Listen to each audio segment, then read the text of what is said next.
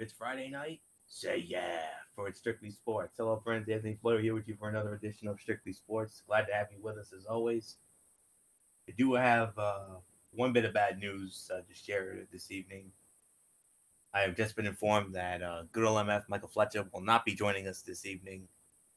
Not just for this, but he's also out for our Elimination Chamber preview show tomorrow night as well because of work commitments beyond his control on both nights. Hopefully we'll have him back with us on Sunday night for our Elimination Chamber recap show. So, unfortunately, MF is out tonight and tomorrow.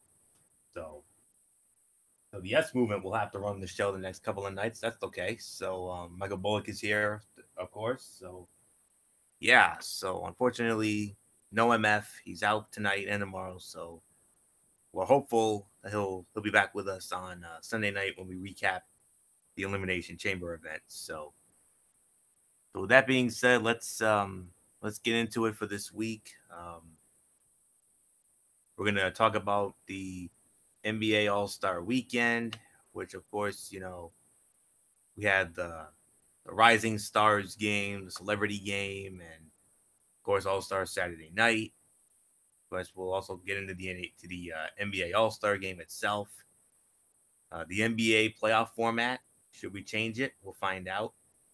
Two big hot stove signings in Major League Baseball. Eric Hosmer signing with the San Diego Padres. JD Martinez signing with the Boston Red Sox. And then we'll close it out with our NHL Power Rankings. And I'm going to tell you, friends, right now, to be honest with you, I actually had an easier time with these Power Rankings. And I'm not kidding this time. I mean, I know I said that a couple weeks ago, but it turned out I didn't really have Power Rankings. Well, this time I do. So I actually took a little bit of some time today and looked at them and very confident and very happy with the rankings that I put together earlier this afternoon. So yeah, I'm ready to go with that. So with all that being said, let's get into our first deal of the night, and that is the NBA All Star Weekend. Of course, when it comes to the NBA All Star Weekend, we have the Rising Stars game, and it was a solid game. Um, the Mountain Dew Kickstart and Rising Stars or the Rising Stars Challenge. I mean, turned out to be very exciting to say the very least. Um,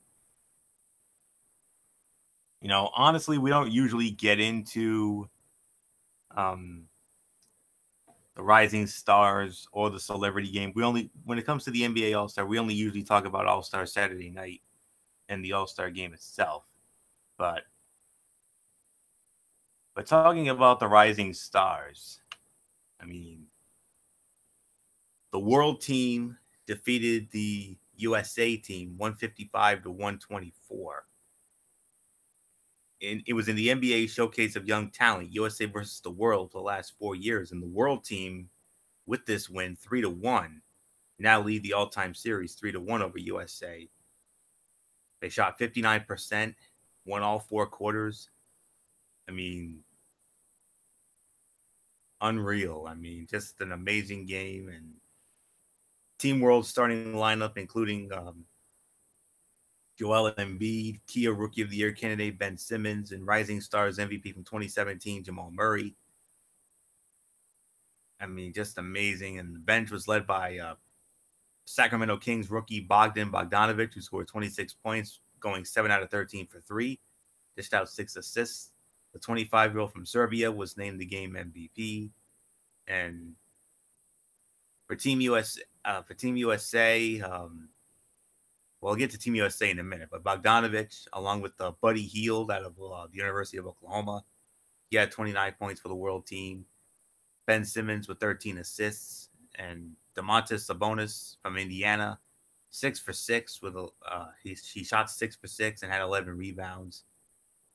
For the Team USA, Jaylen Brown from the Celtics led all scorers with 35 on 14 of 21 shooting, highlighted by a pair of through the leg dunks in the fourth quarter. So a great performance by the world by the World Team. No question about that. And then the Celebrity Game. Team Clippers defeated Team Lakers 75-66. Recording artist Quavo was the MVP of that game. So, they had some standouts.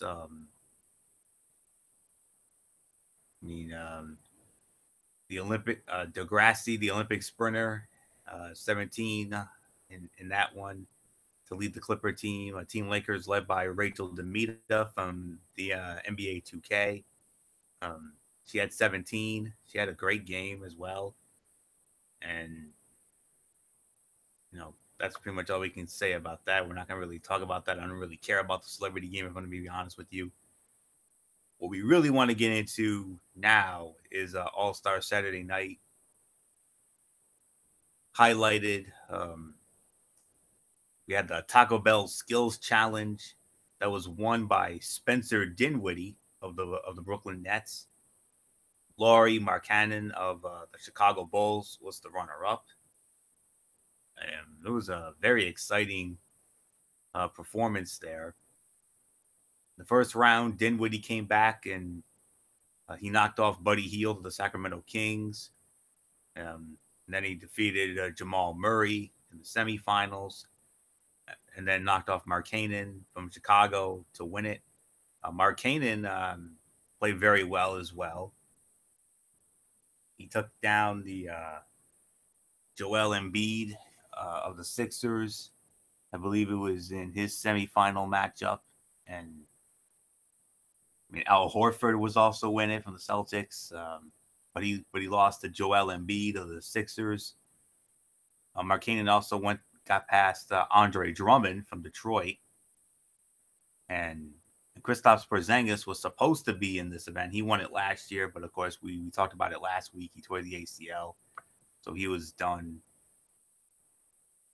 And then from there we had the JBL 3-point contest, and I'm going to be honest, the first few rounds were rather meh, if I'm going to be honest. I mean, the shooting was just off.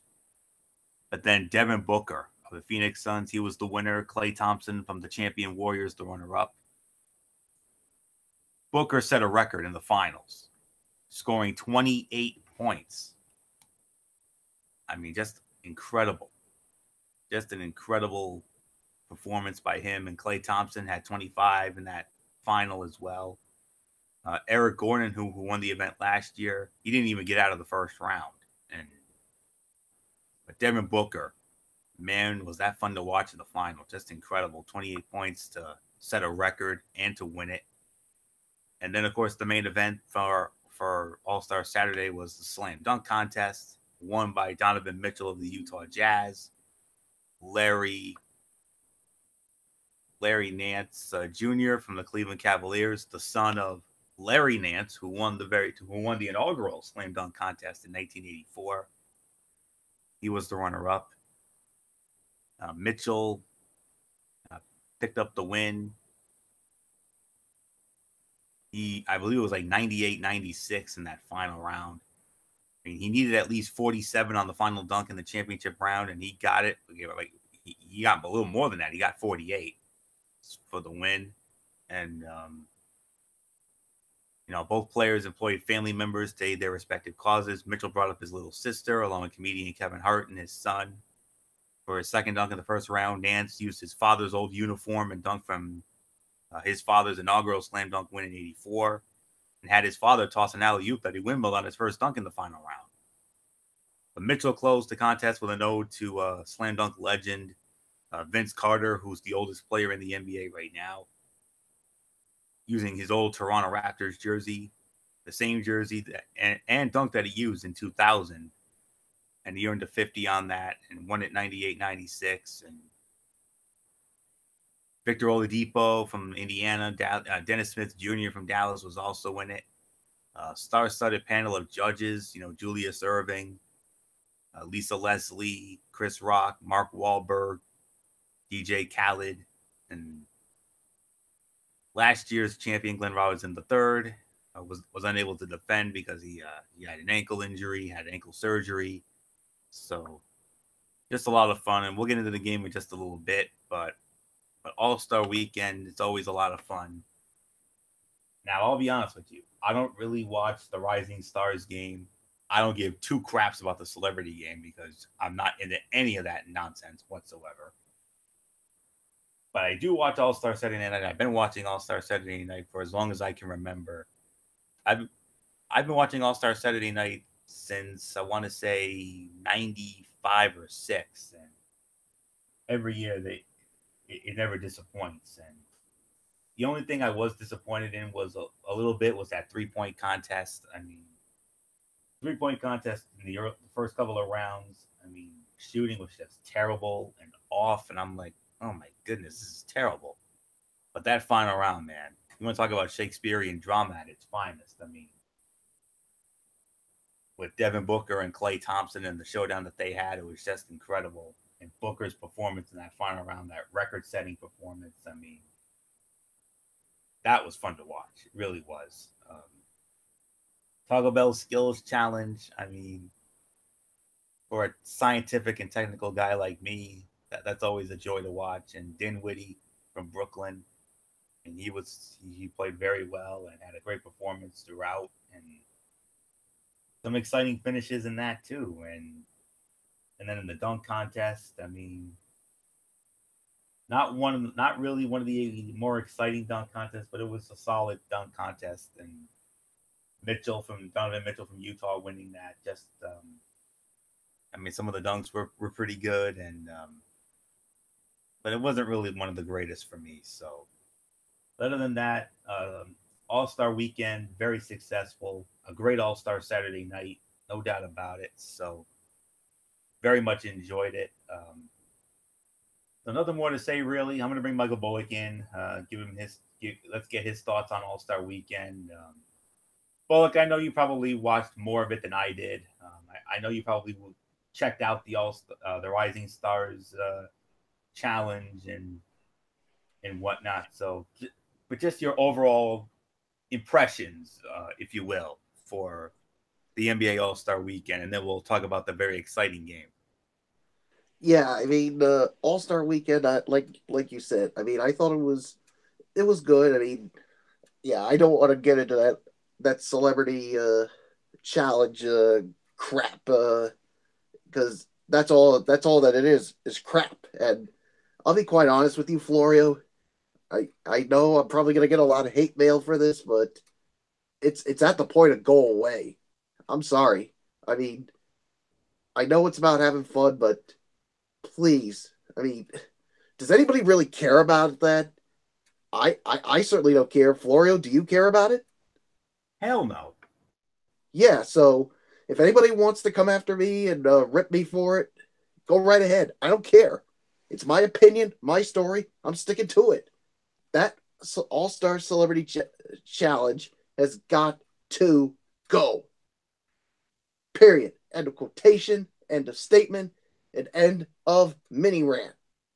So, yeah, getting back to the excuse me, getting back to All Star Saturday Night. Well, of course. Well, first I got to talk about the Rising Stars Challenge. I mean, I thought it was a good game. I mean, some of the rookies I thought, excuse me, I thought they played really good in this game. I thought they looked really impressive. Um, All Star Saturday Night. I mean, the skills challenge I thought was good. Like you said, the only disappointment was the 3-point contest because the shooting was it was it was horrible. It was absolutely horrible. I mean, the final round, it finally got picked up and it was really good, but in the end, it was to me too little, too late uh, for overall a good 3-point contest. And then the dunk contest I thought was a good one too. So yeah, so there's really nothing more for me to say. Yeah, so so I guess now, Flory, we're gonna get into the All Star game. Yeah, the NBA All Star Game. For the first time, it was not East versus West. It was Team LeBron versus Team Stephen. LeBron James and Stephen Curry. They each captained teams and they selected teams. They had a fantasy draft, if you will, and that's exactly what happened in this case. And it was Team LeBron, the LeBron team. LeBron's team picked up the win, 148 to 145. Um, the draft, the jersey, the order, the team, the roster of the team, if you will. LeBron's team, of course, you had LeBron James. Starting lineup was LeBron with Kevin Durant, Anthony Davis, DeMarcus Cousins, and Kyrie Irving.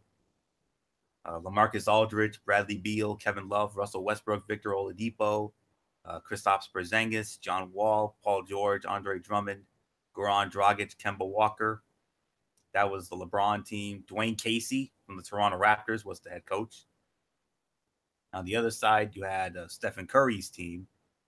Starting lineup was Stephen Curry, along with James Harden, DeMar DeRozan, Giannis Antetokounmpo, and Joel Embiid.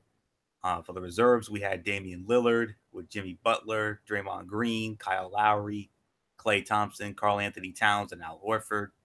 Mike D'Antoni of the Houston Rockets was the head coach for Team Stephen. And all was said and done, LeBron's team got the win, 148-145. LeBron James was the MVP. He had 29 points and 10 rebounds. And just amazing defensive stop. It was a defensive stop that sealed the win. And 16th straight year that TNT has broadcasted the NBA All-Star Game. I believe they started back in 2003, I believe it was. Because I think it was on NBC for a number of years up until 2002. I believe 2003 was when it went to TNT, and it's been on there since. And LeBron had 29 points with 10 rebounds, also had 8 assists. He was the MVP of the game, third All-Star Game MVP, and yeah, just an all-around wonderful game. And they switched it. I mean, very similar to the format used by the NHL All-Star Game from 2011 to 2015, and the NFL Pro Bowl from 2014 to 16. They played for charity, which I liked. I mean, they played for charity, and Bron's team $350,000 for their charity, and Stephen Curry's team got $150,000 for their charity. So I'm very glad that they did that. So that's all there is to it. So 148, 145, the LeBron team picks up the win. So Michael Bullock, I ask you after looking at this, I mean, what did you think? I mean, did you like this Team LeBron versus Team Stephen change, or do you want this to go away and do you want them to bring back East versus West? You know what? For the first year of this, I thought it looked really good, and we actually got a really good game out of this. And I mean, yeah, it was another offensive scoring uh, game, but it was a really close one. I enjoyed it. I mean, no surprise with LeBron James, of course, being named of course the MVP of the All Star game. Basically,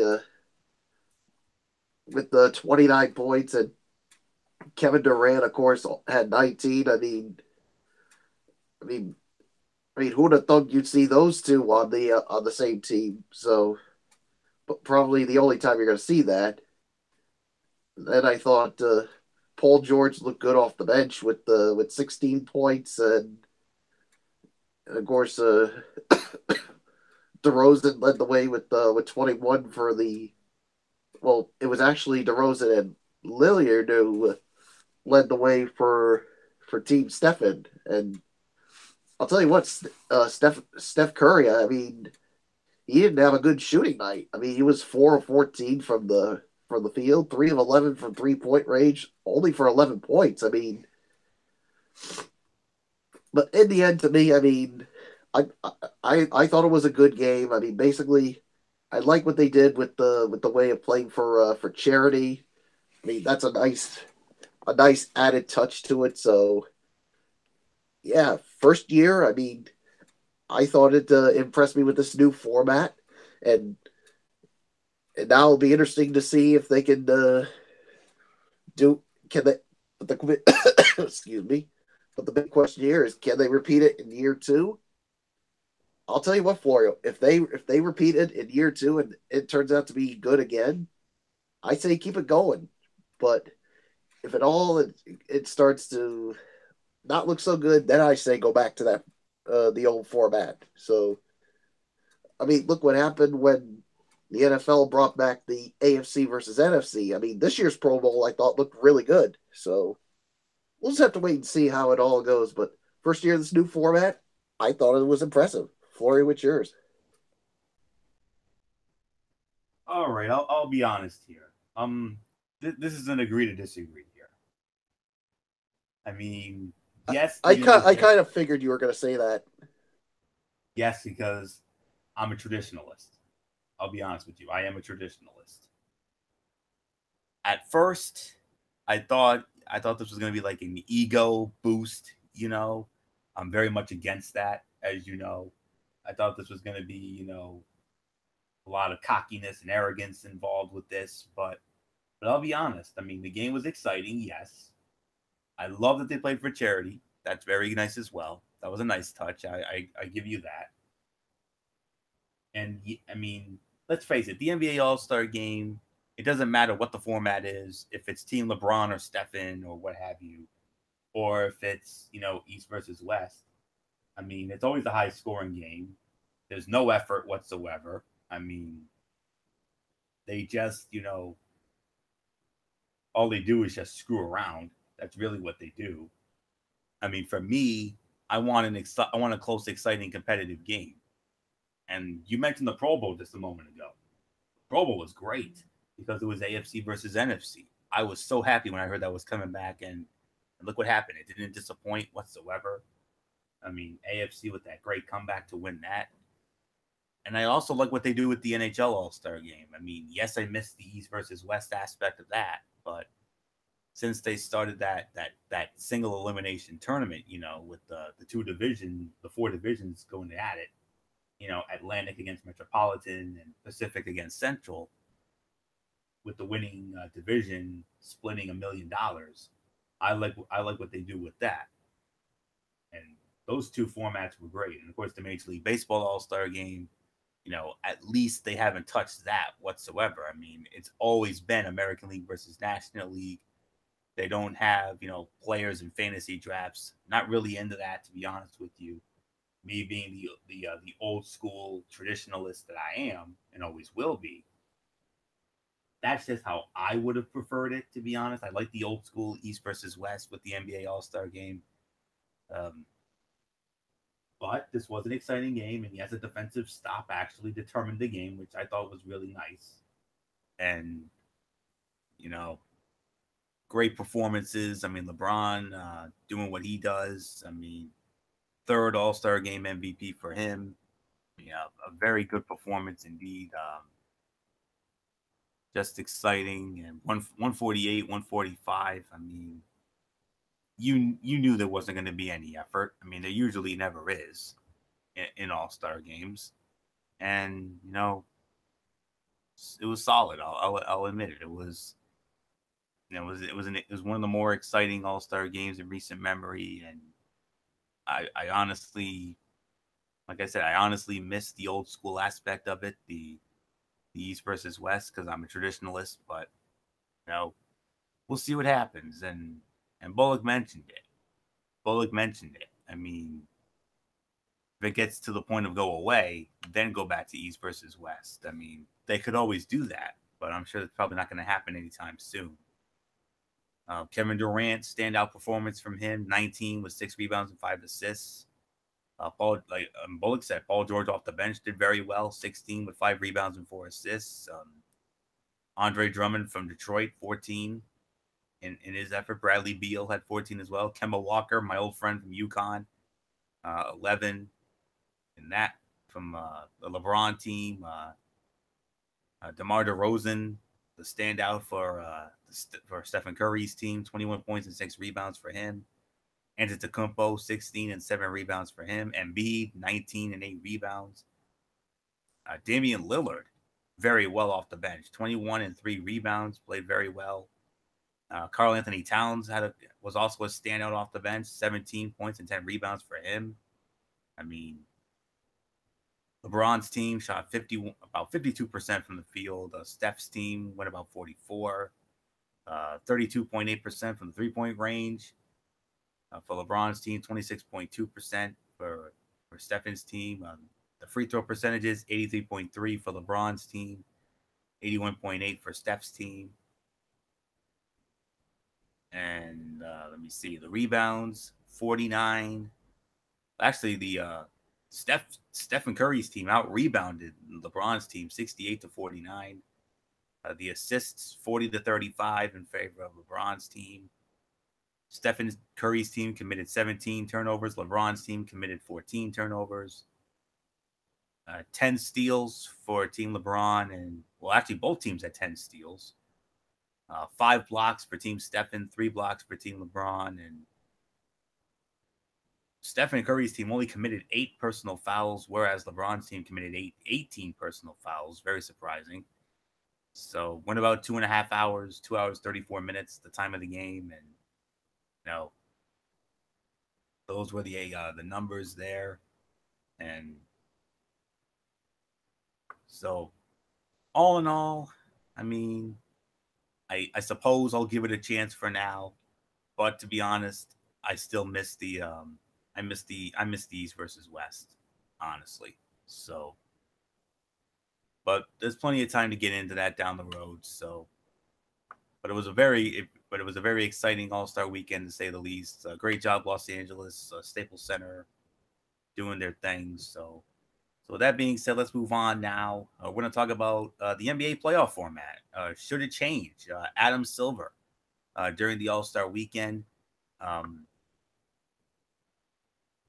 The playoff format is flawed. In today's era of basketball, an East versus West format is not as appealing as it used to be, not only due to a lack of balance in the conferences for over a decade now, but because the majority of the limitations that used to exist in travel are no longer there. While progress has been made in terms of travel, it still isn't perfect in the eyes of the league. In a press conference last Saturday, NBA Commissioner Adam Silver was asked about the playoffs, and he brought up the possibility of a change to the current format. He hinted at the possible end of conferences and going to a format that rewards the top 16 teams with the best overall record in the league. And this is what Commissioner Silver said, and I quote, "I've said in the past, the obstacle is travel, and it's not tradition in my mind, at least. It's that as we've added an extra week to the regular season, as we've tried to reduce the number of back-to-backs, that we are concerned about teams crisscrossing the country in the first round, for example. We are just concerned about the overall travel that we would have in the top 16 teams. Having said that, you would also like to have a format where your 2 best teams are ultimately going to meet in the finals. And obviously, if it's the top team in the East and the top team in the West, I'm not saying this is the case this year, but you could have a situation where the top 2 teams in the league are meeting in the conference finals or somewhere else. So we're going to continue to look at that. It's still my hope that we're going to figure out ways. Maybe ultimately you have to add even more days to the season to spread it out a little bit more to deal with the travel. Maybe air travel will get better. All things we'll keep looking at," end quote. My thoughts on this, I'll say it like this. It's good to hear that the league is at least looking at changing the current playoff format. There are definitely times where it feels outdated, and it's frustrating in seasons like this, where the 2 best teams in the NBA happen to play in the same conference.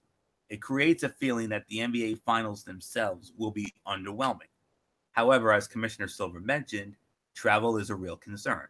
It's where the largest amount of fatigue is put on players and coaches. If a team had to play a long 7-game series that had them traveling across the continent in the first round, only to play a team in the second round that didn't deal with the same travel fatigue, that might feel unfair. nonetheless, sounds like the NBA wants to eventually move to a 1-16 format. So there is hope. So, I mean, I'm willing to give that a chance. I mean, maybe we want to see the two best teams go at it, for the NBA championship. And Commissioner Silver, like I said, at least considering this format, I mean, it's interesting, it's innovative, and the top 16 teams based on records, which I think is a great idea. I mean, we need to know how exactly it'll work, but I don't know if it'll work out like it would in a region of the NCAA tournament. Would it be the 1 versus 16, the 8 versus 9, the 5-12, the 4-13, 6-11, the 3-14, the 7-10, and 2-15? I mean, could it go like that? If it does go like that, that would be very interesting. Honestly, that's what I want. I want to see that in college football. I want to see more than 4 teams in their playoff. That's what I want to see. And I kind of want to see the same in the NFL as well. I would love to see what they did. I want to see them do what they did back in 1982 when they had when they had the top 8 teams in the AFC and the top 8 teams in the NFC. They met in a single elimination tournament up until the Super Bowl. And that's what I want to see. I want to see something like that along the lines in the NFL.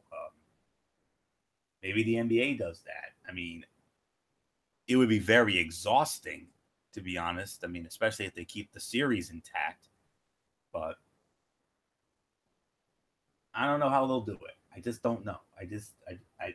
We need more information. We need to see more from Commissioner Silver as to what he is proposing on this. I mean, I'd be willing to give it a chance. I mean, because I know all the experts out there have gone on the record and have complained about how, like the conference finals or the NBA finals are not featuring the 2 best teams. And they want to see, the 2 best teams go at it either for the conference finals or for the championship itself. And I'm thinking Commissioner Silver's new format here is what he wants to do. He wants to give it, wants to give an opportunity out there. So we'll have to find out. So I don't know. We'll have to wait and see. I mean, I'm willing to give this a chance, but we'll have to wait and see it as soon as we have more information about it. I don't think it's going to happen this year. I'm sure it's still going to be, the traditional playoffs, the top 8 teams in the East, the top 8 teams in the West, best of 7 series up until the finals. So I think that's really all I can give it. So Michael Bullock, come on in. Let me get your thoughts on this. You heard what Commissioner Silver is proposing for this supposed new format. The top 16 teams based on records, regardless of conference or what have you. So you for it? You against it? What? What did you say, Florio? Did you say you were for it or against it? I'm for it. I'm willing to give it a chance. I don't know about you. Yeah, I'm willing to give it. I'm willing to give it a chance as well. I mean, it's always good to try something new, and I mean, just like with this new All-Star format, I was willing to give it a chance, and look what happened. So I'm willing to give this one a chance to see how it goes, and who knows, maybe we can get some better games in the playoffs. So I'm not. I mean, could it be possible? We'll just have to wait and see. So I'm definitely up for it as well. So yeah, there's really nothing more for me to say here. I mean, you pretty much touched on everything, Florio. So let's just move right along. All right. Let's get into our 2 Major League Baseball hot stove stories. First up, Eric Hosmer. Eric Hosmer has signed with the San Diego Padres. after all those years with the Kansas City Royals. Just give me one moment here while I get the information here. All right. Eric Hosmer, of course, as you know, formerly of the Kansas City Royals, where he was throughout his career, but he's changing teams now after the 2017 season. May 6, 2011 was when he debuted for the Kansas City Royals.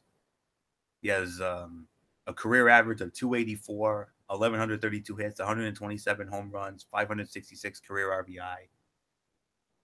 With the Kansas City Royals from 2011 up until last year, won a World Series in 2015, was an American League All-Star in 2016, was also the MVP of the 2016 All-Star Game. He won 4 Gold Gloves, including 3 in a row from 2013, 14, and 15. And then he also won it this past year and also won a Silver Slugger Award. It was also on the gold medal winning Team USA in last year's World Baseball Classic. So yeah. Eric Hosmer, this past Monday, signing an 8-year, $144 million contract with the San Diego Padres, the largest contract in Padres franchise history. And he also changed his jersey number to number 30 in honor of his former Kansas City Royal teammate, Yordano Ventura, who tragically died a year earlier. His previous number 35 was also retired by the Padres for Randy Jones. So this past year, he had 25 home runs, 94 RBI. He also hit 318, which was a career high. Had a career best 385 on base percentage, and won his 4th career Gold Glove and became a free agent for the first time. And now on his way to San Diego with the Padres. So Michael Bullock, Eric Hosmer signing with the San Diego Padres, largest contract in Padres franchise history, even more than what Tony Gwynn ever got. So how about it? Eric Hosmer, a San Diego Padre. What do you think? Yeah, I mean, biggest contract in Padres history. I mean, I never would have thought it would be even bigger than what Tony Gwynn signed for, but yeah, I mean, I think it's a good signing. I mean, will it help improve the team? I mean, I don't think so. I mean, because to me, I think they still got a lot of work to do if they want to become contenders in that National League West. Because let's face it, the Padres have been a meh team for the last few years. I mean, last time they were in the playoffs, I mean, I think it was 2007 was the wild card tiebreaker, but wasn't it the year before they got to the playoffs in 2006, or was it 2005? It was 2006, and they lost in the first round to St. Louis. Yeah, so it's basically been it's been actually 11 years since they last made the playoffs. So they definitely need a lot of work if they want to get back there and be a playoff contending team again, or be that team that went to the World Series back in 1998, which, of course, eventually they got swept by your team, Florio, the New York Yankees, and some people say was the greatest team in Yankees history. I don't know how you feel about that. Greatest team in Yankees history, number 1, yes. But you also conveniently forget, folks, the 1998 New York Yankees, greatest team ever. Enough said. Well, that's what I was saying. Greatest team ever. Darn tootin'. Come on. Yeah, so like I said, I mean, they need some more moves.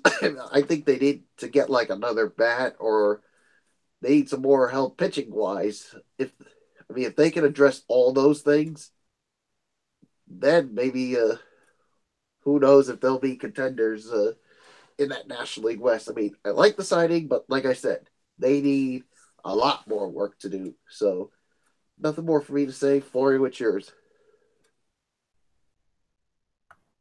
Absolutely spot on. I mean, Hosmer makes them better. Yes. I mean, he is a huge improvement for that team without question. I mean, you mentioned it. I mean,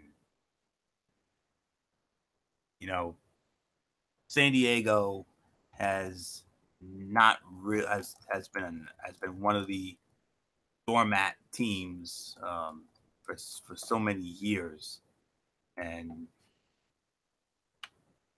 you know, looking at the history of this team, I mean, they've only won 5 division championships. Their last one coming in 2006. 2 National League championships, not just 1998 book, but also the year of your birth, 1984. They also won the National League pennant. Did so in very exciting fashion, one of the most exciting NLCSs in history against the Cubs in that 84 year. But this past season for San Diego, 2017. They went 71-91. They finished 4th in the NL West. Missed the playoffs for the 11th straight year, so you are absolutely correct. 2006, the last time they made it, they were defeated by the eventual World Series champion St. Louis Cardinals in the divisional series, and they haven't had a sniff of postseason since. I mean, like Bullock said, they also, back in 2007, they nearly made it, but they choked away that they had a huge lead in that NL wildcard playoff tiebreaker with the Rockies before they lost to Colorado, and then Colorado, of course, went on to the World Series, and they got swept by your team, Bullock, your Red Sox in 2007, the second title in 4 years, and as we all know, going with their 04 team that broke the curse of the Bambino, as we all know. So, I mean, they've been a doormat team for so many years, and I mean, I've been worried. I've been doubting, will this team ever do anything significant? I mean, I'm looking at their history. I mean, they haven't had too many winning seasons. I mean, they first came into existence in 1969. Had a losing record every year until finally in 1978, they finally had a winning record, but it wasn't good enough for anything. You know, it was only good enough for 4th in the old NL West. And then back-to-back 500 records in 82 and 83. And then 84 was their first real magical season, going 92 and 70, going to the World Series, but losing to the Detroit Tigers, the Bless You Boys team. Haven't had that, like I said, haven't had too many winning seasons. I mean, 85, they had a winning record, which was only good for 3rd in their division. 1988, they had a winning record. 89, they had a winning record. They finished 2nd in the NL West in 89, behind, I believe it was the Giants. They went 89 and 73. 91 had a winning record. 92 had a winning record. And then 96, they had a winning record, went to the postseason, 91, 71. And then, of course, 98, the most magical year of them all, a franchise record, 98 wins. Going to the World Series, of course, losing to my team, the Yankees, greatest team ever, as we all know. They wouldn't see a winning record again until 2004, where they began a stretch of 4 straight winning seasons, 04 to 07. But 04, they did not make the playoffs. 05, they made the playoffs despite going only 82 and 80. But they lost to the Cardinals. And then 2006, same thing. Had a better record, 88 and 74, but that was it. They had a winning record in 2010. They went 90 and 72, but they finished 2nd in the division behind the Giants. It was not good enough for a wild card. And every year since 2011, they've had a losing record. So, Yeah, so only 5 postseason appearances, 5 division titles, 2 National League championships, no World Series to show for it. But could Eric Hosmer be the answer? I think he can be. I mean, he's clearly going to be the best player on that team. Let's not kid ourselves. But like Bullock says, that team's got so much work to do, and I mean, those suits over there. I mean, that organization, they need some more. They need to make some more big moves. They really do. I mean, you made that's one very good move. I mean, getting Eric Hosmer, that's a big deal, and it's definitely going to help them. But I don't think it's going to lead to long-term success, if I'm going to be real honest with you. So we'll see. So it's a start. It's a start, and it's an improvement, but they need more. That's all there is to it. They need a couple more big bats. Let's also get some quality starting pitching while you're at it. Get some bullpen help. Let's get a more than adequate and solid closer. And then maybe, just maybe, down the road, maybe this team can finally do some things. And you know me, I always root for underdog teams to do well, and I'm hopeful that one day we'll see this team do something. And maybe one day, who knows? Maybe one day down the road, while we're still young, or maybe when we're little old men, maybe they'll finally, do something. Maybe they'll finally have the pieces to go all the way. But all in all, great signing, yes, but they need more, a lot more. Because look who you got in the West. You got the Dodgers, who I think are the class of that division right now. San Francisco, who I think is going to have a major bounce back year, especially after they signed McCutchen from Pittsburgh. Arizona, great young team. Colorado, solid young team. San Diego's the doormat. So that's really all there is to it. So good signing, great signing, yes. Hosmer's wonderful. He's a great talent, but they need more. More. That's all there is to it. You need more. It's good. It's just a good signing, but it's not good enough. All right. So, well, let's move on to the other big hot stove signing this past week. JD Martinez signing, much to the delight of Michael Bullock and Red Sox Nation, has signed with the Boston Red Sox. He debuted July 30th of 2011 for the Houston Astros. Career numbers through last season: a career 285 hitter, 805 hits, 152 home runs, 476 career RBI. This is going to be his fourth different team. He started with the Houston Astros from 2011 to 2013. Then he played for the Detroit Tigers from 2014 to 2017. And this past year, he played for the Arizona Diamondbacks. 2015 All-Star, an American League All-Star, also won a Silver Slugger Award. And on September 4th of this past season, he had 4 home runs in a game. So there's that. So I'm trying to get the specifics here. Just give me a moment here. I mean, had a great year this past season with Arizona. He finished the year combined with both Detroit and Arizona, by the way. He had a career high. He had a 303 average, an average of 303, career highs with 45 home runs, 104 RBI, an on-base percentage of 376, 8 intentional walks at 119 total games. Other career highs included a major league leading 690 slugging percentage and 9.6 at-bats per home run, though he did not gain enough plate appearances to qualify in the American or National League in rate statistics. Second in OPS, 1.066, third in home runs, fourth in OPS plus, 166, and sixth in adjusted batting runs, 41. And he became a free agent for the first time in his career, obviously. And, I'll get to the extra stats in just a minute, because I do have some extra stats to back up my argument here. But here's the story. He signed with the Boston Red Sox. Of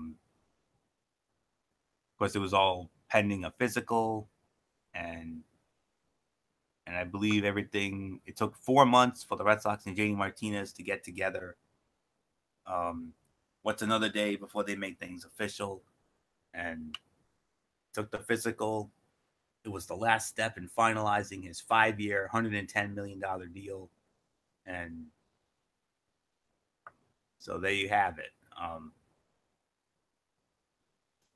Finally, Red Sox get their man in JD Martinez, and according to some, he's way more than a consolation prize. He also isn't a former first-round draft pick who at age 18 was hyped as the next Alex Rodriguez. But here's something else Martinez is not. He's not a consolation prize. I mean, we all know the Yankees, what they did, getting Giancarlo Stanton and adding him to the likes of Aaron Judge and Gary Sanchez and the rest of those dynamos over there. Go ahead and rip the Red Sox for being so desperate to fill a key position they had to pay 9 figures for a free agent. It happened 2 years ago when they signed David Price for 7 years and $217 million. And again, this past week, Monday evening, when they finally at long last agree with Martinez on a 5-year, $110 million deal that includes an opt-out after 2 years. Neither deal would have been necessary if only the Sox hadn't lowballed John Lester in 2015 or taken a pass last winter on Edwin Encarnacion as a $60 million middle-of-the-order successor to Big Papi, David Ortiz. So much for learning from mistakes. But don't presume the Red Sox are settling for Martinez because they were unable to get Giancarlo Stanton to waive his no-trade clause or produce the upper-level pitching prospects the Baltimore Orioles wanted in exchange for Manny Machado. Martinez might not look as powerful as Stanton or be as recognizable, at least to casual fans, as Machado, but if you don't think he's every bit as fearsome a slugger, and maybe even a better pure hitter than those two, well, in my immortal words, you haven't been paying attention. But one thing, Martinez is fresh off a career-best season in which he had 45 home runs, 29 of which came in a 62-game binge after being traded to the Arizona Diamondbacks. To put that into context, Mookie Betts led the starving for power Red Sox with 24 home runs all year. Martinez is not some overnight sensation either. Matter of fact, he's one of only 2 players to hit 300 with at least 125 home runs and a .550 slugging percentage since 2014. I think you've heard of the other guy. His name is Mike Trout, who I hear is only the face of the league right now. Still not sold? Hard to please Red Sox fans can think of Martinez as a latter-day Ortiz, an intelligent hitter who blossomed in the big leagues after getting released. The Houston Astros cut ties with Martinez before the 2014 season, just as the Minnesota Twins did with Ortiz 12 years earlier. In short, Martinez is exactly the player the Red Sox need to keep pace with the Stanton and Aaron Judge-powered New York Yankees in the division and the loaded Astros in the American League. It took at least 2 months longer than industry insiders expected in a historically sluggish free agent market for the sides to agree on terms of a deal that seemed all but inevitable when the offseason began. But better late than never. Rookie manager Alex Cora can stop worrying about the Ortiz-shaped hole in the middle of a lineup that produced the fewest homers in the American League last season. With Martinez, the Red Sox's opening day lineup come March 28th at Tropicana Field against the Tampa Bay Rays could look as follows. Mookie Betts leading off, Andrew Benintendi batting second, JD Martinez as the DH batting third, at first base either Hanley Ramirez or Mitch Moreland, Rafael Devers at third base, Xander Bogaerts at short, Eduardo Nunez at second base, Christian Vasquez the catcher, and JBJ, Jackie Bradley Jr. in center field. Given time, Martinez might even emerge as a Stanton-sized draw for a franchise that needs an infusion of star power to increase its market share after falling behind the Patriots and lately the Celtics in sports-obsessed Boston. For now, though, just check out testimonials from folks who have gotten an up-close look at Martinez the past 4 years. I mean, David Price said his approach, watching what he did before the game, is impressive. Kind of taking Miguel Cabrera's approach, hitting everything to right field. And if a pitcher throws you a breaking ball in the zone, you'll still be on time for that. Torey Lovullo, the D-backs manager, says he's as good a hitter on and off the field that I've ever been around. He obviously can walk up to the plate prepared and execute, which is a very impressive thing. But the thing that people don't see is what he does behind the scenes. There's notes in the notebook. There's video and studying. There's tendencies and habits. There's constant practice and perfection of the swing, and it translates. I mean, Arizona wanted to keep Martinez, so they brought on his personal hitting coach as a consultant. But not even the presence of Robert Van Scoyoc, the instructor who helped remake Martinez's swing four off seasons ago and became such a close friend that Martinez was in his wedding party, for goodness sakes, could top the Sox's offer. Now with Arizona still owing $138.5 million to Zach Greinke and hoping to keep Paul Goldschmidt from fleeing for free agency after the 2019 season. Potential downsides. I mean, Martinez has taken more than 500 at-bats in a season only once, 2015 with the Tigers, because of a series of injuries. Last year, he missed the first 33 games for Detroit with a Lisfranc sprain in his right foot. And the Sox have also been burned by recent deals with marquee free agents getting little or no return on Carl Crawford and Pablo Sandoval, just to name a few. You remember Crawford signing that 7-year, $142 million deal, and Pablo Sandoval, who signed for 5 years and $95.5 million. And despite his preference for playing the outfield, Martinez will have to get used to a full-time DH role. The Sox are not inclined to break up their killer bees of Benintendi, Bradley, and Betts, represent one of the best defensive outfields in the majors, especially considering Martinez is a below-average right fielder, and Fenway Park's spacious right field is particularly challenging. So, with the Red Sox, Martinez's role is to mash, plain and simple. For the past 4 years, few players have done it better. That's a fact. No consolation is required here. So, he's hit the 10th most home runs in baseball since 2014, while taking the second fewest number of plate appearances of the top 20 home run hitters. The slugging percentage, like I said, trails only Mike Trout, and he ranks in the top 5 in WOBA and WRC+, while batting 300 and 362.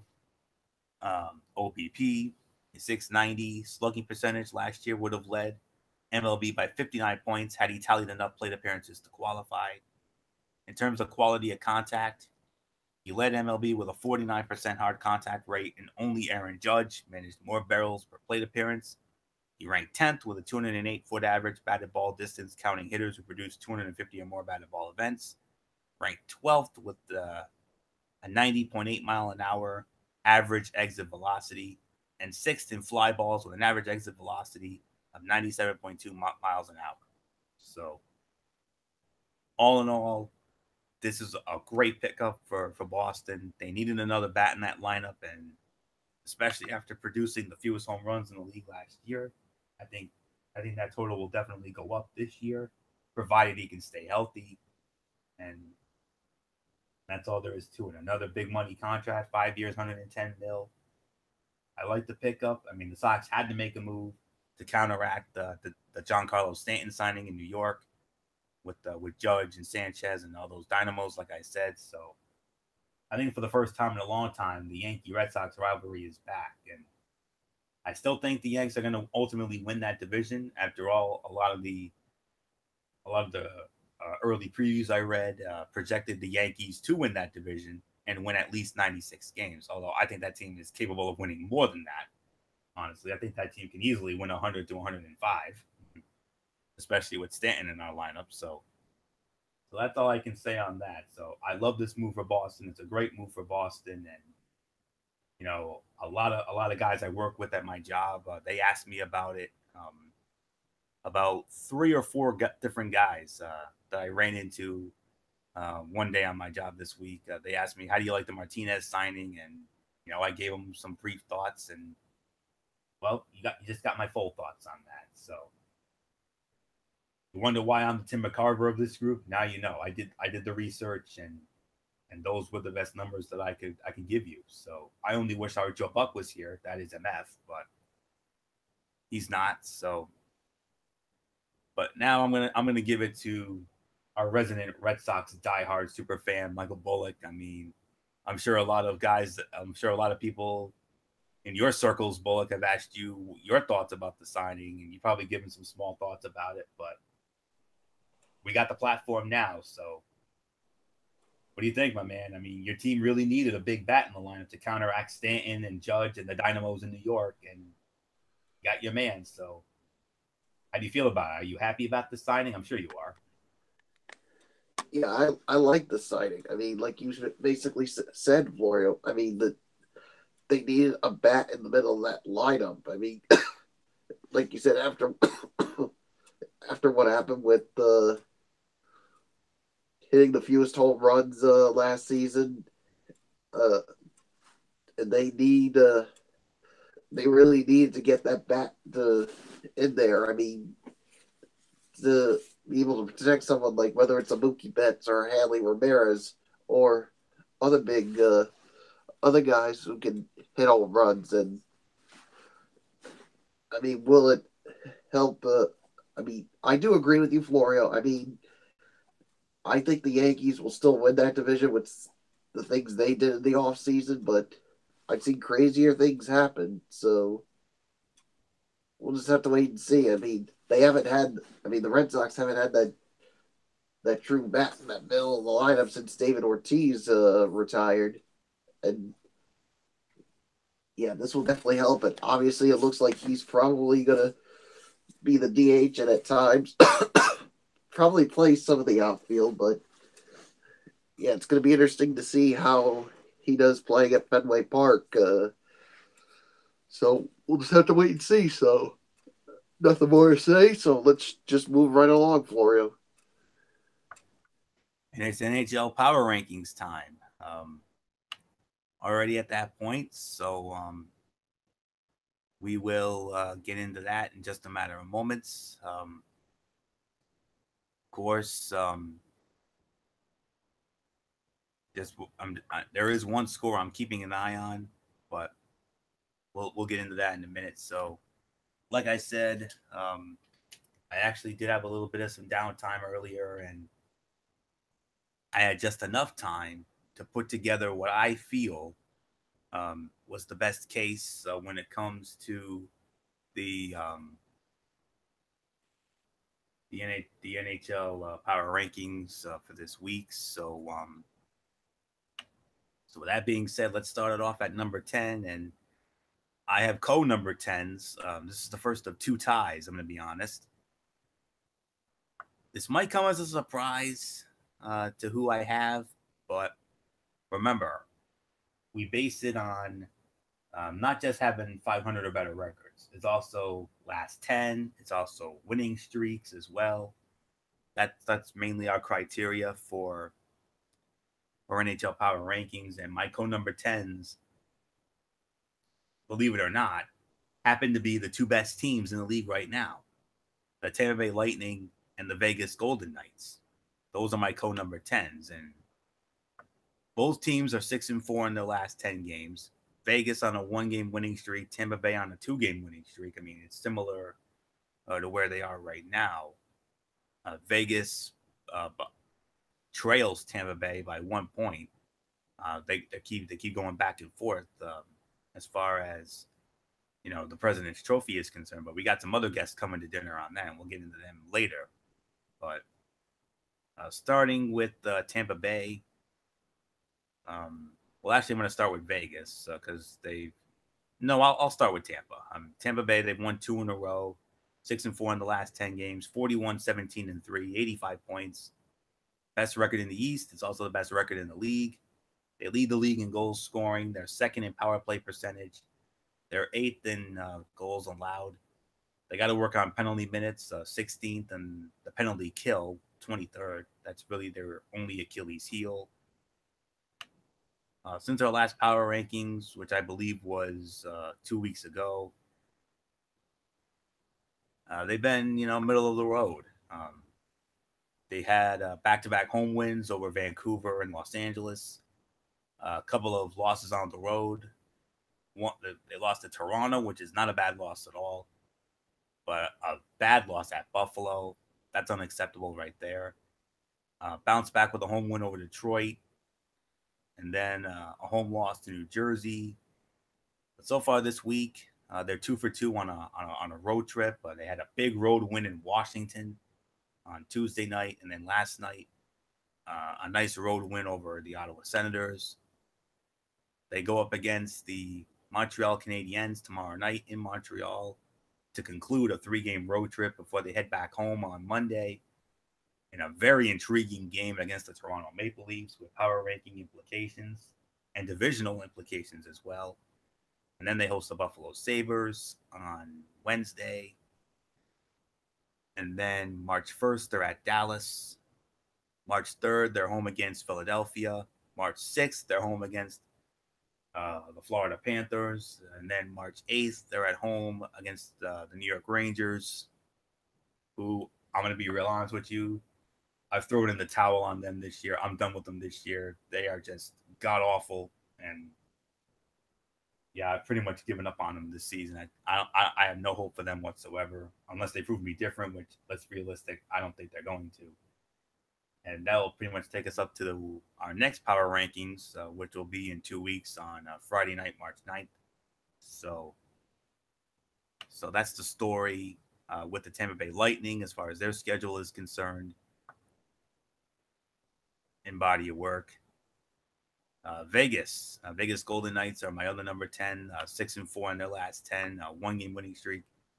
They're currently playing right now against the Vancouver Canucks, and they're currently tied.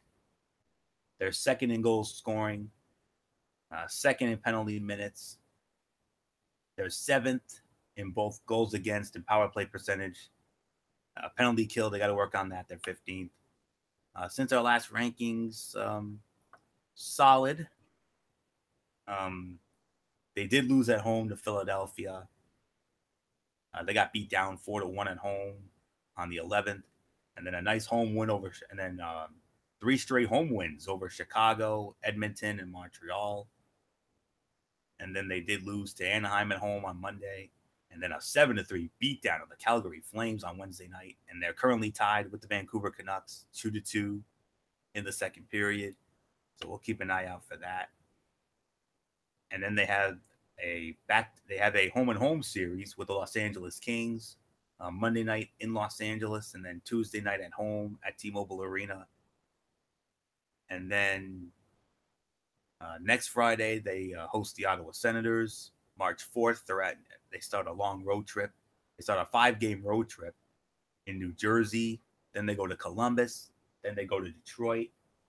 And the Detroit game on March 8th, that'll take it up to the next power rankings. But their other 2 road games as part of that 5-game road trip are in Buffalo and Philadelphia.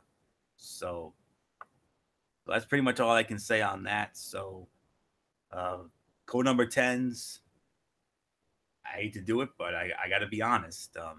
Tampa Bay Lightning and the Vegas Golden Knights because of the body of work. So, Michael Bullock, I'm sure this is probably going to be a reluctant agreement, but it's an agreement that I'm sure has to be made.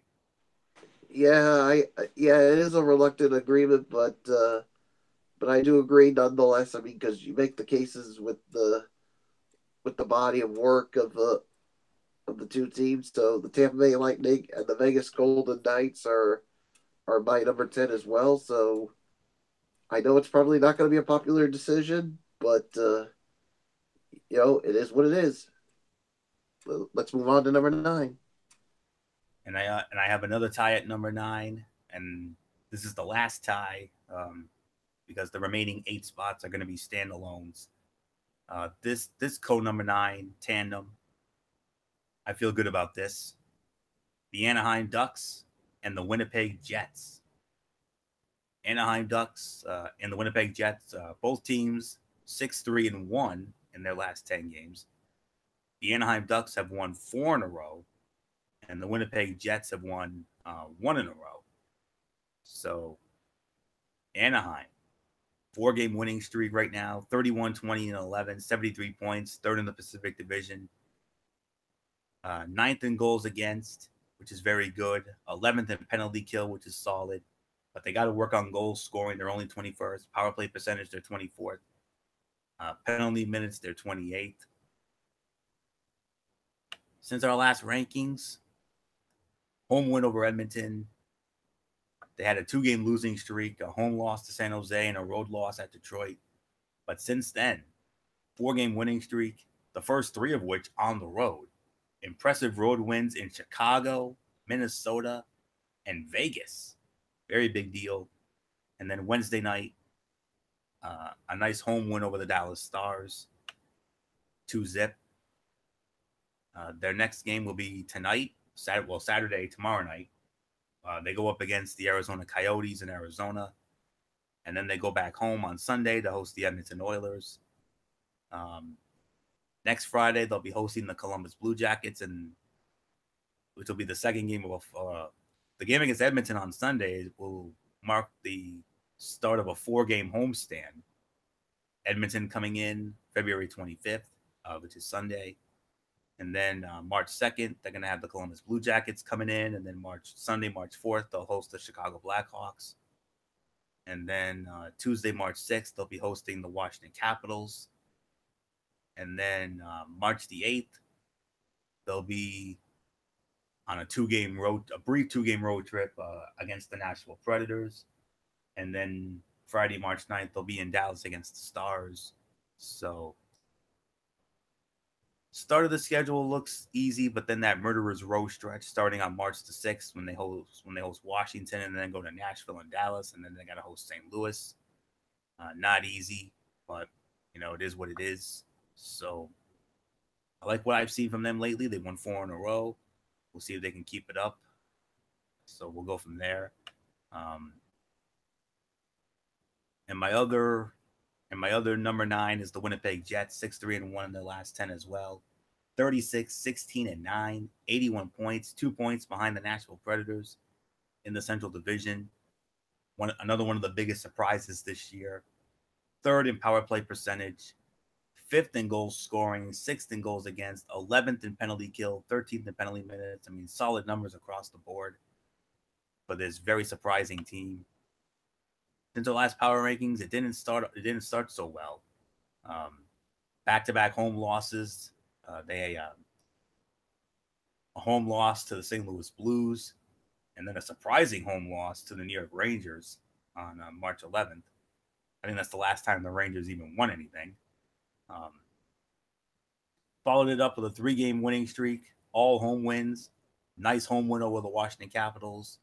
An easy home win over Colorado. An equally impressive home win over the Florida Panthers, 7-2. And then Tuesday, they suffered a tough home loss against the Los Angeles Kings. But tonight, they went into St. Louis and they absolutely pounded the Blues 4-0 at Scottrade Center. That's a very big deal. Tomorrow night, they're going up against the Dallas Stars. Power ranking implications in that one, without a doubt. And then a huge game on Tuesday night. Divisional implications in this one. When they square off against the Nashville Predators, that's a humongous game on Tuesday night. Major implications there. Next Friday, they host the Detroit Red Wings. March 4th, they go to Carolina against the Hurricanes in Raleigh. And then Tuesday, March 6th, they go up against the New York Rangers in Madison Square Garden. And then the final game before the next rankings, Thursday, March 8th at Prudential Center against New Jersey. And that's part of a very long road trip. Starting March 4th, they're going to be on a 6-game road trip in Carolina, New York against the Rangers, New Jersey. Then they got to go to Philadelphia, Washington, Nashville before they come back home on March 15th against the Chicago Blackhawks. So we'll see what happens, and we'll see what this team is really made of, because that's pretty much a murderer's row schedule coming up for them. So, but to me, I consider them the second biggest surprise this year. Of course, the biggest surprise, obviously, is the Vegas Golden Knights, of course. But nonetheless, those are my co-number 9s. Anaheim Ducks, Winnipeg Jets. So that's my last tie. The remaining 8 are standalones. So, but Bullock, how about it? Yeah, I agree with you. Who'd you have tied at number 9? Anaheim Ducks and Winnipeg Jets. Yeah, the Anaheim Ducks and the Winnipeg Jets, they're my number 9 as well. So, yeah, that's going to do it for the for the ties. So, let's move on to number 8. We started off at number 8 with the Minnesota Wild. Minnesota Wild coming in at number 8, 6-2-2 in their last 10 games, 3-game winning streak, 34-20-7, 75 points, third in the Central Division. They are 12th in goals against, 13th in goal scoring, 13th in power play, 15th in penalty kills, 17th in penalty minutes. Since our last power rankings, back-to-back home wins over Chicago and the Rangers, and then they had a 2-game losing streak. Not bad home losses. Home losses to Washington and Anaheim. Neither of those are bad at all. But since then, they've won 3 in a row, all on the road. They swept the New York, New Jersey tri-state road trip. Monday night, they went into Brooklyn. They went into Barclays, and they knocked off the Islanders. And then last night, they went into New Jersey. They beat the Devils at Prudential Center. And then tonight, no trouble whatsoever against my hapless New York Rangers. I mean, they made them look. They made the Rangers look like what they've been looking like over the last couple of weeks, an absolute dud of a team. And that's why I've given up all hope on them. And I'm sure if Mf were here, he probably would have said the same thing. Went into Madison Square Garden and kicked the door down, made themselves at home.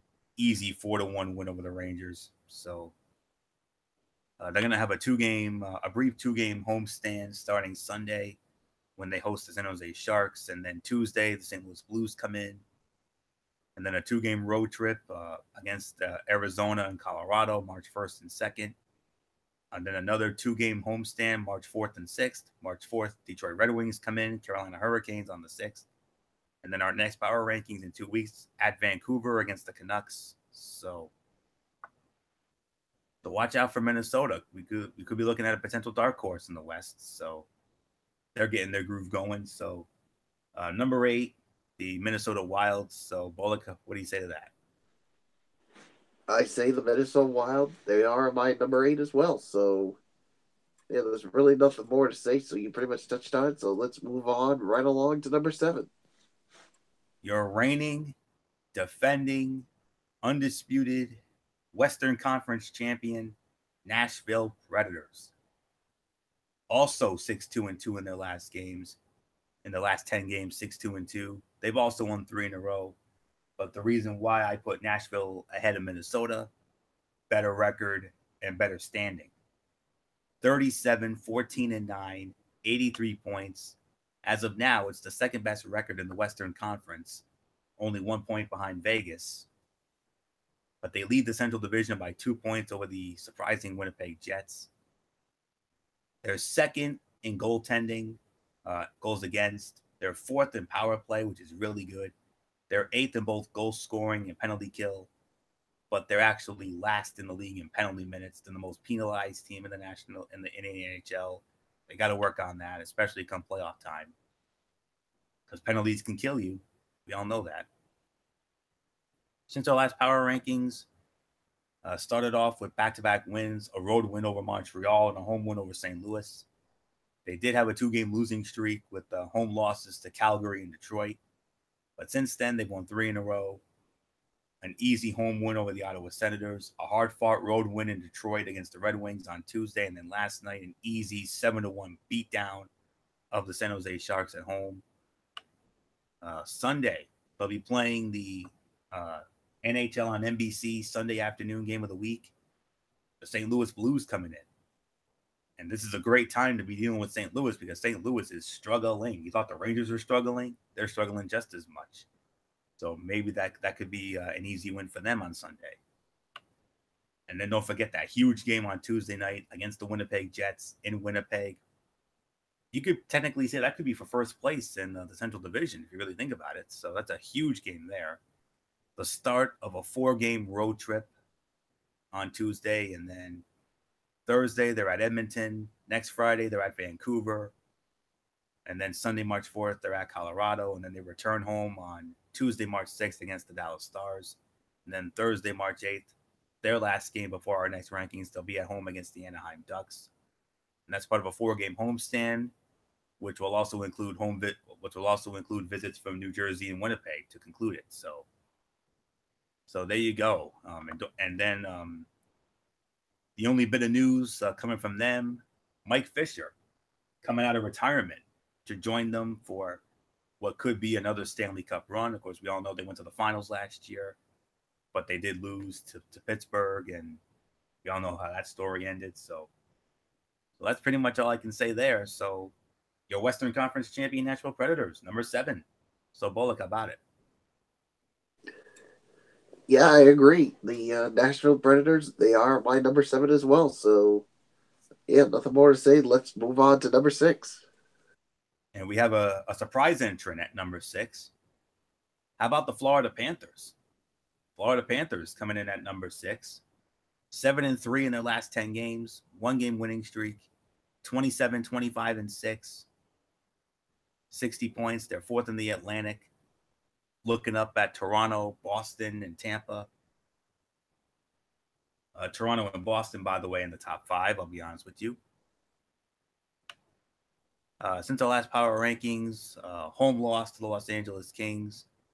They had a 3-game winning streak. Road wins in Edmonton, Vancouver, and Calgary. And then they had a 2-game losing streak. They got beat down by Winnipeg on Sunday. A tough road loss at Toronto on Tuesday. But last night, a home win, a very emotional and exciting home win over the Washington Capitals. Humongous. That's all I can say on that in every sense of the word. That is, and it's the start of a long homestand. Great way to start off a 6-game homestand with that win over Washington. And now you got the back-to-back Stanley Cup champion Pittsburgh Penguins coming in tomorrow. And then Tuesday, they got the Toronto Maple Leafs coming in. Thursday, the New Jersey Devils come in. Next Friday, the Buffalo Sabres. And then Sunday, March 4th, the homestand concludes with a visit from the Philadelphia Flyers. And then their next road game will not be until Tuesday, March 6th, when they go up against the Tampa Bay Lightning. And then another long homestand, a 5-game homestand from March 8th through the 17th, when they host the likes of the Montreal Canadiens, the New York Rangers, the Ottawa Senators, the Boston Bruins, and the Edmonton Oilers, just to name that. So yeah, very impressive body of work as of late, even though they're 17th in power play, 21st in goal scoring and penalty kill, 23rd in goaltending, second to last in penalty minutes. A lot of things they need to work on, but hey, they're playing very well. So number 6 is the Florida Panthers. So Michael Bullock, what do you say? What I say is the Florida Panthers. They are my number 6 as well. So yeah, there's nothing more to be said. Let's move right along to number 5. And before we get to the top 5, I do want to. I'm sure a lot of you are wondering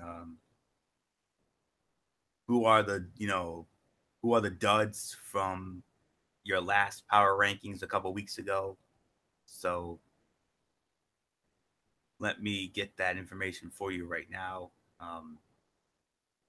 The Los Angeles Kings, well, not really a dud. They moved down to honorable mention, but we definitely do have 2 duds from our last rankings. Washington Capitals, they 4-4-2 in their last 10, 2-game losing streak. So I had to put Washington out, but the ultimate dud is the St. Louis Blues, 3-6-1 in their last 10, 5-game losing streak. You talk about struggling.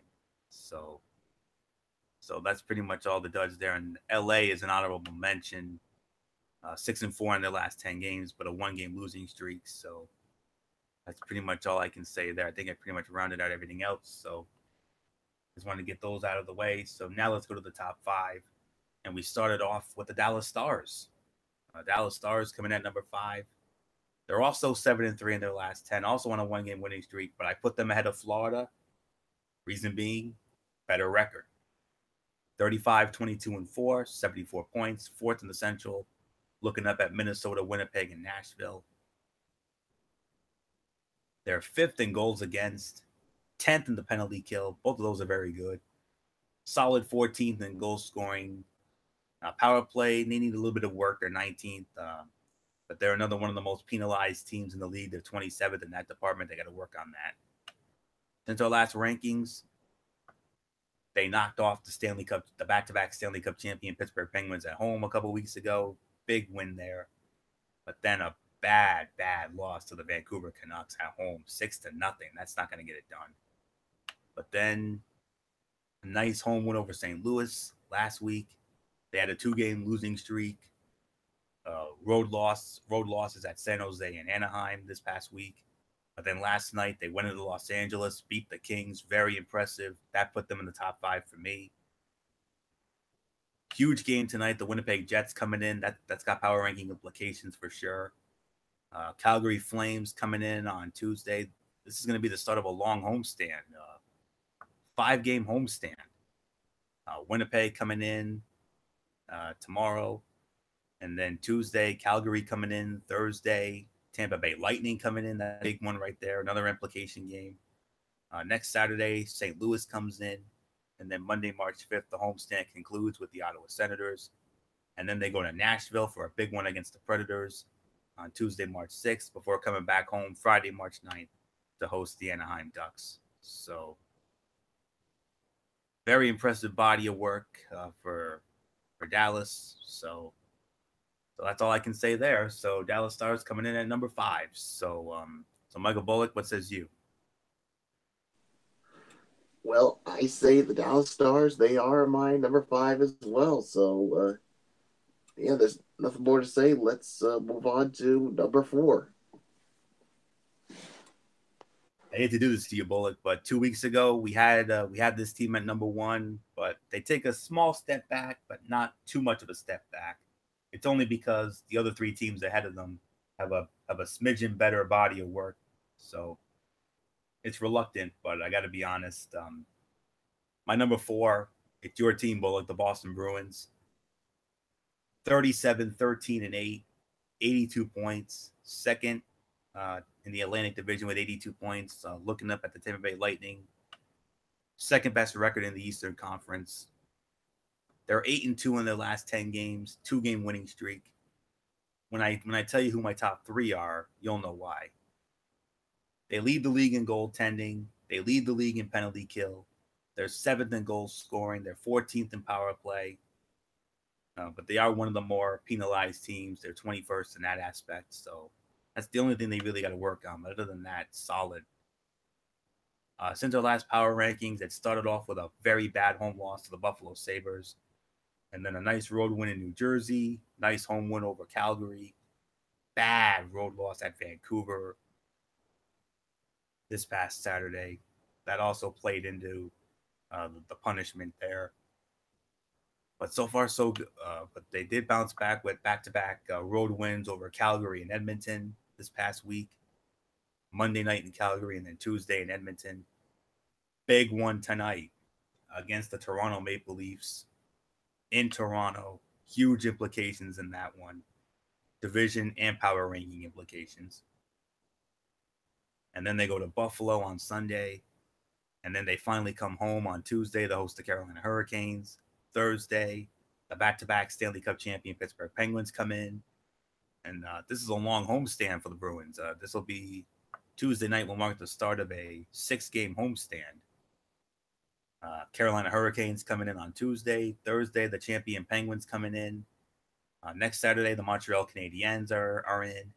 Tuesday, March 6th, they host the Detroit Red Wings. And then Thursday, March the 8th, they host the Philadelphia Flyers. And then it concludes on Saturday, March 10th, when they host the Chicago Blackhawks. First game of a back-to-back homestand of a home-and-home with the Chicago Blackhawks, because then they go to Chicago the next day, March 11th, the NBC Sunday afternoon game of the week. a lot of history with those two, especially that unforgettable Stanley Cup final they had in 2013, which we still feel was the greatest Stanley Cup final series ever. So yeah, Tuukka's still doing his thing. You can make a case for this team to be number one, but in all honesty, the other three teams that I have ahead of them, when I tell you the numbers and the body of work, you'll understand why I have them ahead of Boston. So that's pretty much it. So number 4, it is the Boston Bruins. They're playing well, but they're not playing well enough as compared to the other three teams I have ahead of them. So got to be honest here. I got to tell it like it is. So Bullock, I'm sorry I had to do that to you, but the three teams ahead of them just a smidgen better. I'm sorry to say.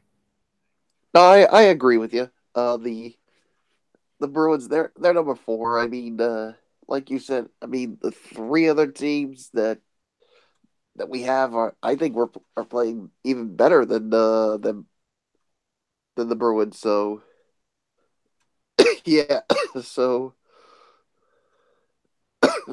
yeah, so there's really nothing more to say. So let's go into the top 3. And my number 3, the team that the Boston Bruins will be squaring off against in that huge game tonight. How about the Toronto Maple Leafs? Toronto Maple Leafs coming in at number 3. They're also 8-2 in their last 10 games, but the reason why I put them ahead, I had to put them ahead of Boston, they're on a 3-game winning streak instead of a 2-game winning streak. So that's a big difference right there. 38, 20, and 5, 81 points. 3rd in the Atlantic Division, looking up at Boston and Tampa. They're 3rd in goal scoring. They're 4th in penalty kill. They're 4th in penalty minutes. 4th. They do have to work on goals against. They're 14th, and they got to work on the power play. They're 18th, but I like what I've seen from this young team. I really have. Since our last power rankings, 3-game winning streak, all at home. Home wins over Ottawa, Tampa, and Columbus, and then that got snapped. Well, actually, it was a 5-game winning streak, all at home. They also had home wins over Anaheim and Nashville, but that was prior to those rankings on the 9th. The only blemish really was a 5-3 road loss at Pittsburgh last Saturday. But they bounced back with a road win in Detroit and then home wins over Florida and the Islanders. The big game against Boston, that's huge. These next 2 games are going to be real huge for the Toronto Maple Leafs. Huge one at home tonight when the Boston Bruins come in. Major implications there, and if it doesn't get any bigger than that, yeah, it does, because Monday night they go to Tampa. They go to Tampa against the Lightning. Equally huge implications there, and if that wasn't big enough, then they got to go to Florida on Tuesday. So huge divisional implications for the next 3 games, and then it doesn't get any easier after that. Then they got to go to Washington against the Capitals, and then they finally get a break when they go to Buffalo on March 5th, and now take it up to the next power rankings. 4-game road trip, Tampa Bay, Florida, Washington, Buffalo, after the big Boston game tonight. So, and then they'll be back at home on March 10th when they host the back-to-back Stanley Cup champion Pittsburgh Penguins. And they've also got Dallas coming in eventually. Very tough schedule coming up, but we're going to see what this team is really made of. Austin Matthews and company. So Frederick Anderson has been killing it in the goaltending lately. So very much liked what I've seen from this team lately. So my number 3 is the Toronto Maple Leafs. So, Michael Bullock, how about it? Yeah, my number 3 is the Toronto Maple Leafs as well. So, yeah, so there's nothing more to say. Let's move right along to number 2. All right. I'm going to be honest with you. When it comes to the top 2, I was debating who should be number 1. I'm going to be honest with you. It's between our 2 teams from the Keystone State of Pennsylvania. In no particular order, the Philadelphia Flyers and your back-to-back Stanley Cup champion Pittsburgh Penguins. So, Bullock, I got to be honest. I got to ask you. What do you think sounds more number 1 worthy? 8-1-1 in the last 10, or 8-0-2 in the last 10? What more sounds like number one to you? Wow. I mean, that's tough. That's tough to say, Florio. But to be quite honest, and I don't know how you feel, I have to say 8-0-2 is more impressive. I was thinking the exact same thing, but I wanted to check with you to get your I quick mean, thoughts. believe me. I was having a tough time with it, but to me, if you have one loss, then it should count as just as that one loss. Yeah, and if you're 8-0-2, that means you're unbeaten. Yeah. So with maybe 2 overtime losses. So fair enough. So that's what we're gonna do. So we're gonna go with that. So with that being said, number 2, you're reigning and defending undisputed, love them or hate them, even though I hate their guts, back-to-back Stanley Cup champion Pittsburgh Penguins. They come in at number 2, 8-1-1 in their last 10 games. They are on a 6-game winning streak. They have won 6 in a row. 36, 22-4, 76 points. They lead the Metropolitan Division by 1 point over the Washington Capitals. Here we go again. Here they come. Making another Stanley Cup push. Looking to make it 3 Stanley Cups in a row. You never know. They could. With the way they're playing, you never know. We could see them lifting it yet again this year. And I'm praying that doesn't happen because you know how much I hate this team's guts, especially being a Ranger fan. But they lead the league in power play percentage. They're 6th in goals against. They're 6th in goals scoring, rather. They're 8th in penalty kill. They do have to work on goaltending. They're 17th, and they're another one of the most penalized teams in the league. They're 23rd. So since their last power rankings, their last loss was 2 weeks ago when they lost in Dallas 4-3. But since then, they've won 6 in a row. They won with wins at St. Louis, home wins over Ottawa, Los Angeles, Toronto, a road win, and then road wins in Columbus on Sunday, and then a 6-1 beatdown of the Carolina Hurricanes tonight. They will go up against the Florida Panthers in Florida tonight, Saturday night, to conclude a 3-game road trip, and then they're back home on Tuesday to host the New Jersey Devils. And then a big game on Thursday when they go up against your Bruins, Bullock, in Boston at TD Garden. A big implication game there. And then next Saturday, they'll be hosting the New York Islanders. March 5th, they'll be hosting the Calgary Flames. March 7th, they'll be in Philadelphia against the Flyers, and that'll take it up to the next power rankings. So, look out. Here they come. Sid the Kid and company. They're on their way. They started out slow. They stumbled out of the gate, but now they're finally looking like the team that's won back-to-back Stanley Cups. And if they keep playing the way they are right now for the next month or so, who knows? We could be looking at possibly a 3 consecutive Stanley Cup winning team. They're capable of it. I wouldn't be surprised if they do it, but there's that part of me that really does not want to see them win again. Because you know how much I hate this team's guts, especially MF. So, but nonetheless, they're number 2, Pittsburgh Penguins. You could easily make a case for them to be number 1, but the 8-0-2 outweighed it. So number 2, your back-to-back Stanley Cup champion Pittsburgh Penguins. So, Bullock, I'm sure we're gonna concur with this. Yeah. Pittsburgh Penguins definitely number 2. So let's get to the number 1 team. And give it up for the Philadelphia Flyers. They are the number 1 team in the power rankings this week. 8-0-2 in their last 10 games. They've won 4 in a row. They're 32-19-10, 74 points. They're 3rd in the Metropolitan Division, 1 point behind Washington, 2 points behind Pittsburgh. I mean, man, this team's come. You want to talk about teams that have come out of nowhere? Here's a team that's come out of nowhere. A team that has not won a Stanley Cup in 43 years. I mean, 1975 was the last time they won it. So, making a case for a cup push, we'll see. They're 6th in power play. They're 11th in goals scoring, 13th in goals against. 18th in penalties, but they have to work on the penalty kill. They're 28th in penalty kill. They really need to work on that, especially come playoff time. Since our last power rankings, back-to-back road wins in Arizona and Vegas, very impressive. Tough home loss to New Jersey on the 13th, and then road wins in Columbus last Friday, and then this past Sunday, an easy win in Madison Square Garden over the hapless Rangers. And then back-to-back home wins over Montreal on Tuesday, and then Columbus Thursday. Tonight, they'll be going up against the Ottawa Senators in Ottawa. Monday night, they'll be in Montreal against the Canadiens. And then March 1st, Thursday, they'll be at home against Carolina. Next Saturday, big one in Tampa Bay. Sunday, the 4th, they'll be at Florida. Wednesday, the 7th, they host Pittsburgh.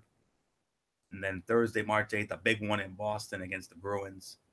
And that'll take it up to the next power rankings. So Claude Giroux and company playing their best hockey at the right time. I love the body of work. So really nothing left for me to say on that. Number one, if you can believe it, the Philadelphia Flyers. 8-0-2 in the last 10. Definitely number one worthy. So the Bullet take it home. So yeah, the Philadelphia Flyers, number one in our power rankings for this week. So nothing more to say. Let's just put a wrap on this edition of Strictly Sports for this week. And Bullock, set up the shout outs, and then we'll work out a time for our chamber preview tomorrow night. Yeah, of course, shout out to all of our tremendous fans and viewers out there who continue to support our shows, whether it's this or our Wrestling Forum shows, Ridiculously Raw, or the Cerebral Smack Talk. We thank you so very much for tuning in tonight. And of course, shout outs to all of our super fans out there. You guys know who you are. To all of our friends from high school days, you guys know who you are. To Mike Fletcher, who couldn't be here because of work commitments. Of course, to the Grand Poobah, Derek Ferreira. And of course, our local personalities from 610 and 12, all of our personalities from ESPN, Fox Sports, MLB Network, NFL Network, NHL Network, NBA TV, and all the other networks out there. Stata Sorrell and Lindsay McCormick, and then of course our friends from the Road Show, of course, the former co-host Mary Larson and Megan Moody, and the three current people, Will, Brendan, and Michaela. So yeah, that's gonna do it for me. So until tomorrow night for our Elimination Chamber preview edition of Ridiculously Raw, which will be one of the final brand exclusive pay-per-views before the big change. So until then, this is Mike Bullock saying thank you all so very much for tuning in. Of course, you know the routine. Thumbs up. Talk to you later. Yeah, throw it up Fortune 4 style. Bye for now, and enjoy your Saturday, everybody. So, Florio, take us home. Yeah, we'll do, Bullock. Of course, special shout out to all of our tremendous fans and viewers out there who continue to make our shows as over as they are. We appreciate it as always. You are the best fans in the world. Of course, special shout out to Dee Woodson, Kevin Woodson, and the Woodson family, Matt Ward, Jason Hickson-Ball, Daniel Luttrell from the UK, our other First Ladies, Kaiser Butler, Megan Silva, and Lindsay Calloway, our crew members, Tommy Souza, Eric Carrier, Jimmy Alden, Albert and Rob Parsons, and of course, good old MF Michael Fletcher, who couldn't be with us tonight because of work commitments beyond his control. Unfortunately, he will not be with us again tomorrow night either because of work commitments beyond his control. He did confirm that he will be back with us on Sunday night for our Elimination Chamber recap show, so that's good news.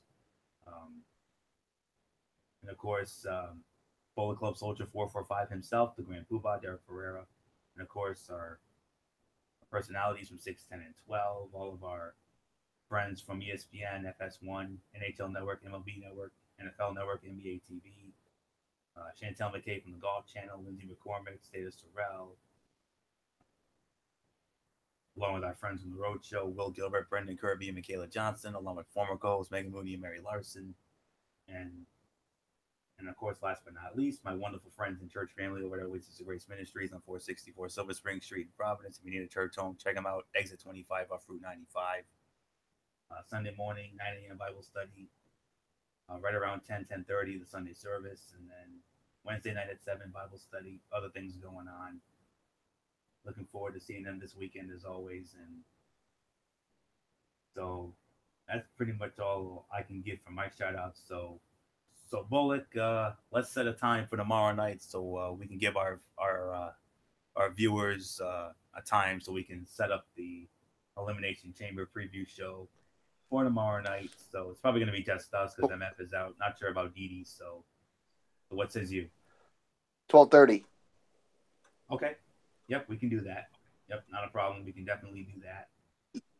Yeah, but if somehow if I am home like earlier, maybe we can start it earlier. But right now it's 12:30. Okay. Yep. So yeah, we can definitely do that. Not a problem. So we'll set it up for that time. So we'll definitely let you know if anything changes, but that's the game plan for right now. So right around this time tomorrow night, we'll have our Elimination Chamber preview edition of Ridiculously Raw. We'll run down the Elimination Chamber card. We'll give you our thoughts on that, and then our expectations for the event. And then Sunday night, immediately following the pay-per-view, we'll have our Elimination Chamber recap show. And then Monday night, we got Ridiculously Raw. We'll sort out all the fallout from the Elimination Chamber. We'll review Monday Night Raw. And I'll give you my Tony's take on 205 Live and Impact Wrestling. And then Tuesday night, we got the Cerebral Smack Talk with MF over on his channel, BraceFan95. Run down SmackDown Live. Maybe a Mikey's Mindset. We'll see. And then next Friday night, of course, Strictly Sports. The only thing that I know for sure, we'll have the NBA power rankings. Not sure if anything else will come in, but we'll see what Derek has on the docket come Monday night. Usually right around late Monday night, he'll usually post the docket on the Strictly Sports Facebook page. So keep a lookout for that. So that's it. So until 12:30 tomorrow night, or maybe earlier, I know Bullock will message me. He'll either Facebook message me or text me. He'll let me know what's going on. But 12:30 as of now, maybe earlier, we'll have our Elimination Chamber preview edition of Ridiculously Raw. So that's it. So until then, Anthony Flair here for Michael Bullock, in spirit. Good old MF Michael Fletcher, D.D. Woodson, and Derek Ferreira. You know the routine, everybody. Thumbs up. Talk to you later. Yeah, throw it up Fortune 4 style. Bye for now, my friends. God bless. Be good to each other. Have a blessed Saturday. Until tomorrow night for our Elimination Chamber preview edition of Ridiculously Raw. You've been watching Strictly Sports right here on the Zone 25 on YouTube.com. For everybody who's been a part of this one, for now, Anthony Florio. So long.